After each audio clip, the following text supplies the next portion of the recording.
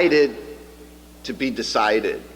And we talked about how God blessed Solomon with wisdom. Solomon made a great request and he asked for wisdom. And because of Solomon's great wisdom, we end up having a united Israel. And because of his wisdom, he reigned over a largely peaceful time. It's amazing how the wise counsel can turn away wrath. And because of that, he was allowed to carry out what his father David wanted, which was to build that temple, the house for the Lord, and dedicate it. And he did. He completed that because they had this peacetime and he made these alliances. But if you look at 1 Kings 11, right from the beginning, it says that this is 1 Kings 11:1. Now King Solomon loved many foreign women, along with the daughter of Pharaoh, Moabite, Ammonite, Edomite, Sidonian, and Hittite women, from the nations concerning which the Lord had said to the people of Israel, you shall not enter into marriage with them, neither shall they with you, for surely they will turn away your heart after their gods. Solomon clung to these in love. And so, prophetic, of course, but after all of this, and if you read that beautiful dedication that Solomon makes in his prayer to the temple when they dedicate the temple, you think, wow, this is it, right? He's really got it all together. But no, he does some pretty awful things. He builds high places for all these foreign wives so that they can worship their gods. And it's hard to reconcile that when you look at his beautiful prayer. And thank you for Psalm 21 this morning. And I think that's a Psalm of David. And you think of, if you understand the circumstances of David, talking about that in the Psalm, they don't seem to go together. But it's also prophetic, because it talks about Solomon and his reign. So, from the lesson today, Linda, it's 1 Kings 11, 31 through 36. That's the text that was read. And the idea here is that we'll give you the D's today. It's D-Day. Divide, discern, and decide. That the kingdom gets divided. And what was read in our text, we see that, and because we have it on a chart. So Rehoboam is the son of Solomon that is going to get that portion in Jerusalem of Judah. But Jeroboam is going to get the 10 tribes, which later we're going to see that as the kingdom is divided, that's going to be what we know as the 10 tribes of Israel. And then there's going to be the tribe of Judah that stays in Jerusalem. But it's a divided kingdom. And I said divided to be decided. And I love now how our Bible studies all mesh together. And we're talking about this morning as we're in the beginning of Matthew's gospel.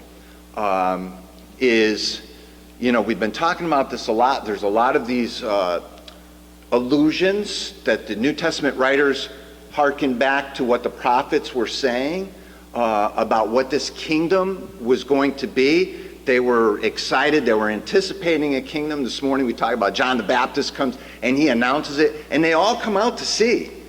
There's this anticipation for this kingdom. They've had, we say, many false starts where they thought, is this it? Is this it?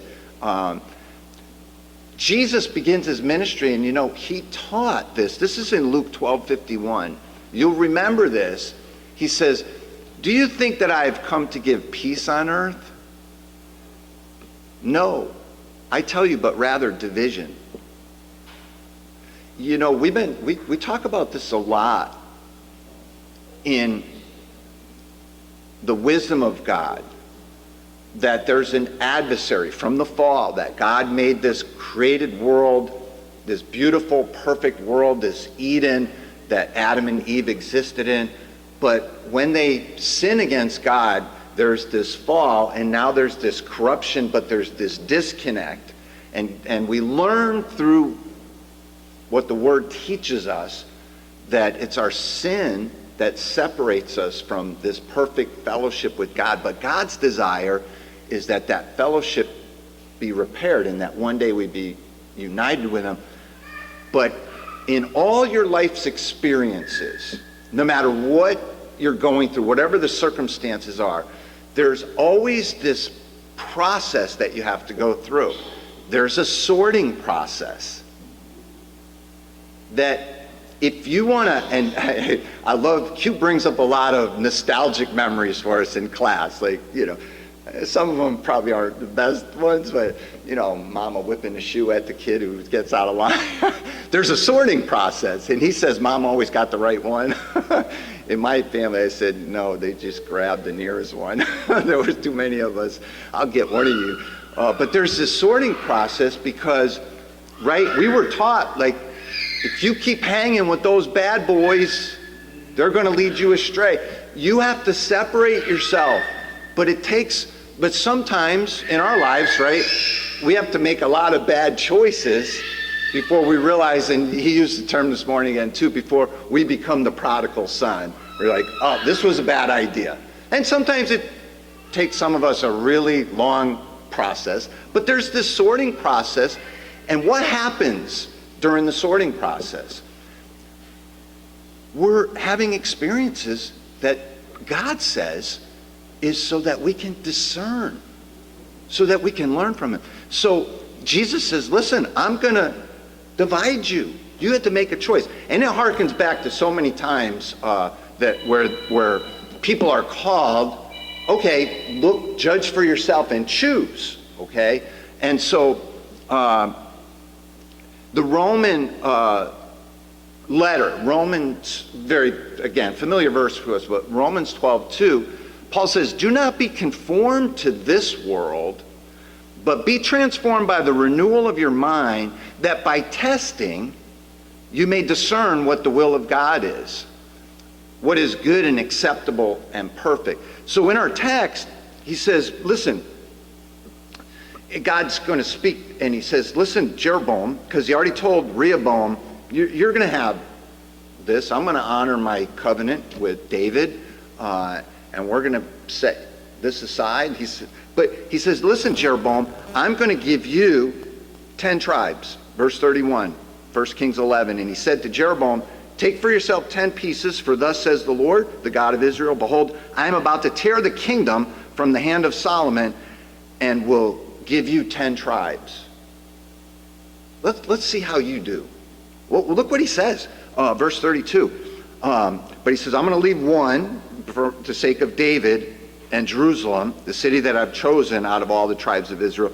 But 33, because they have forsaken me and worshiped Ashtoreth, the goddess of the Sidonians, Chemosh, the god of Moab, Milcom, the god of the Ammonites, and they have not walked in my ways, doing what is right in my sight, and keeping my statutes as David, his father, did. But look at this, verse 34, he says, but nevertheless, listen, I will not take the whole kingdom out of his hand, but I will make him ruler all the days of his life for the sake of my servant David, whom I choose, who kept my commandments and statutes. But listen, verse 35, I will take the kingdom out of his son's hand and give you 10 tribes. And watch this. Yet to his son I will give one tribe, David my servant, always as a lamp in Jerusalem, the city that I've chose to put my name. So it's almost like, and if you read through the text, it's like, Jeroboam, listen, if you follow me, I'll honor you, and I'll give you your heart's desire. And we mentioned this in our class this morning. Why is it that people, they should know better? We were talking about in Matthew chapter 2, right, that Herod decides he's going to outwit God and kill all the male children 2 years and under. Yeah, that'll, and Q says, what? What are you thinking? He's like, he's not thinking. Like we think we're going to trick God. Like God doesn't know. But it goes to our heart. Do we really trust God? In all that he's done, throughout the ages to show us.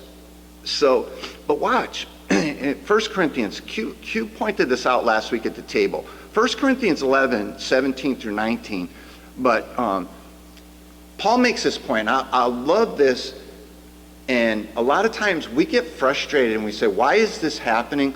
Paul says in 1 Corinthians 11, 17, he says, but in the following instructions, I do not commend you, because when you come together, it's not for the better, but for the worse.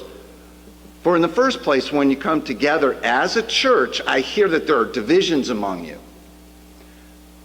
And I believe it in part. And look what he says in verse 19.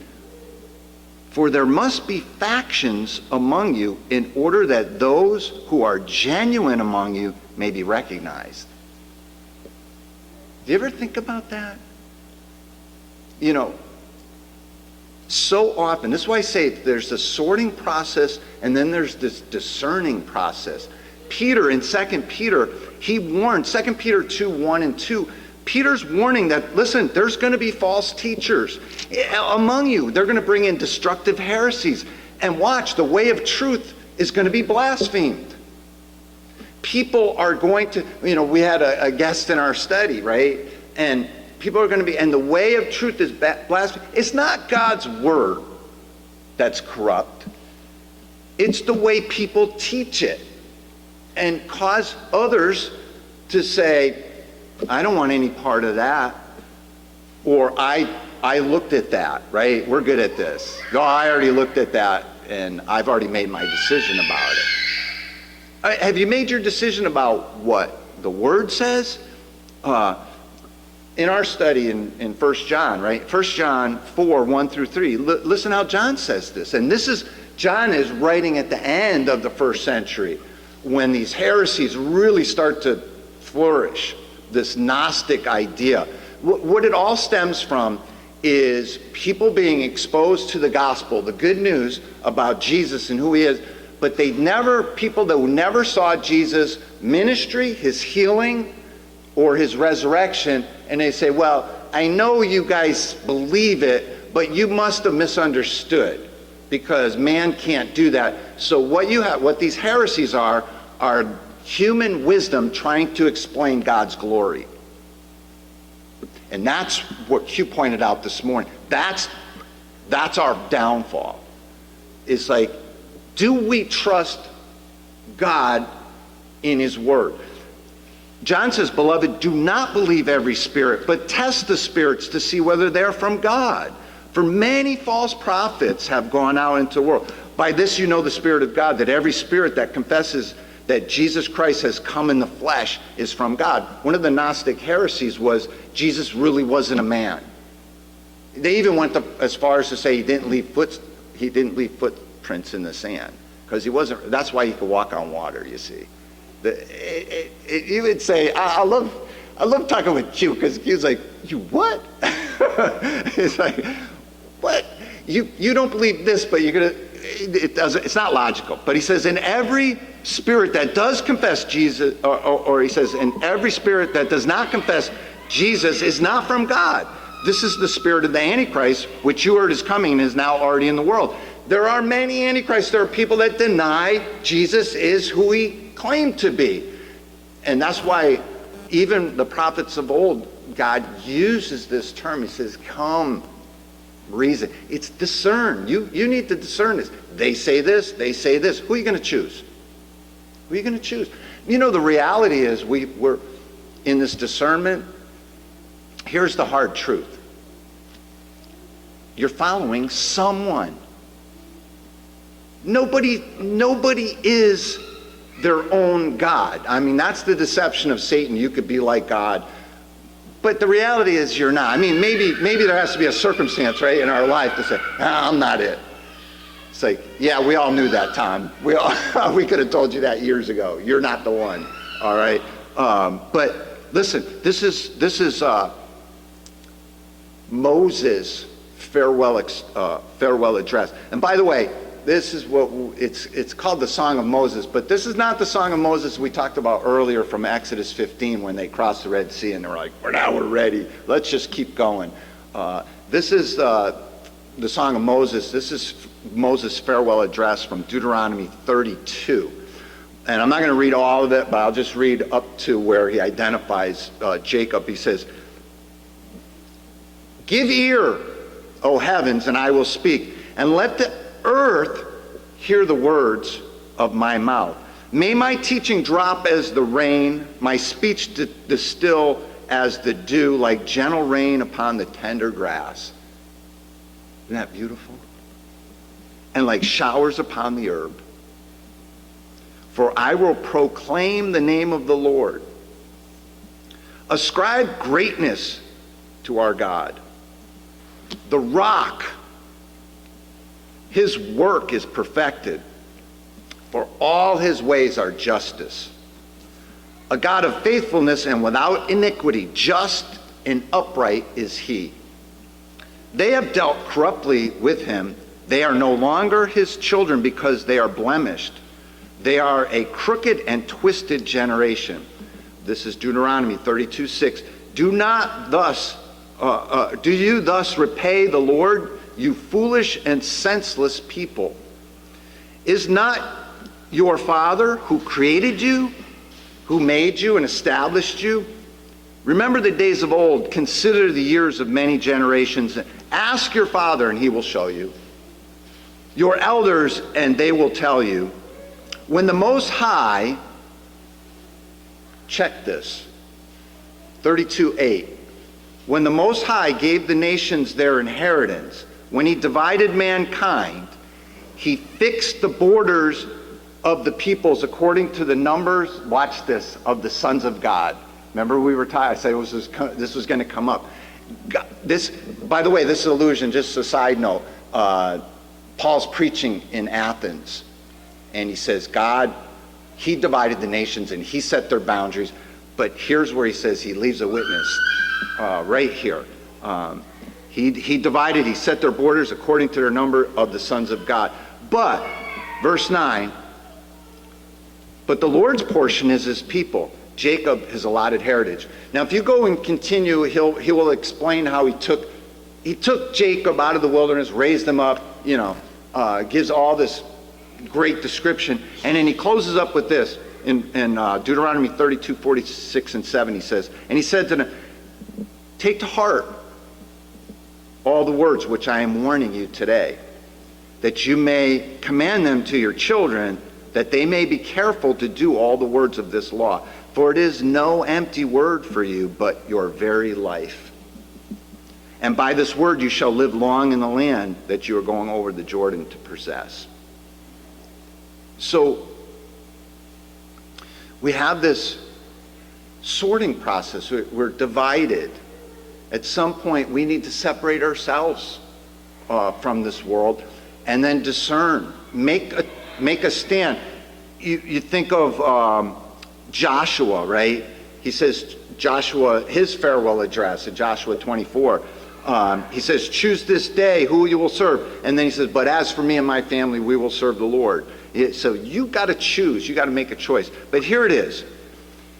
In a world that goes from bad to worse, we are called to be holy people who purify themselves. That's this separating out, this divided and discerning.